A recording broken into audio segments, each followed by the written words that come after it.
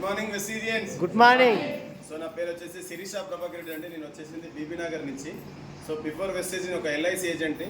నేను కూడా మీలాగా చాలా డౌట్లతో వచ్చి లాస్ట్ కూర్చుని ఒక 1 year బ్యాక్.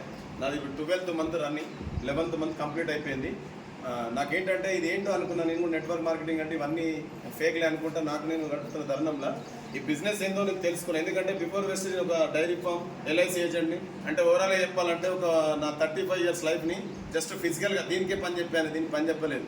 దీనికి పని చెప్పి ఒక 35 నుంచి 40 to 50 హైయెస్ట్ ఇన్కమ్, ఒక 50,000 లోపే తీసుకునేవాడిని దీనికి పని చెప్పి.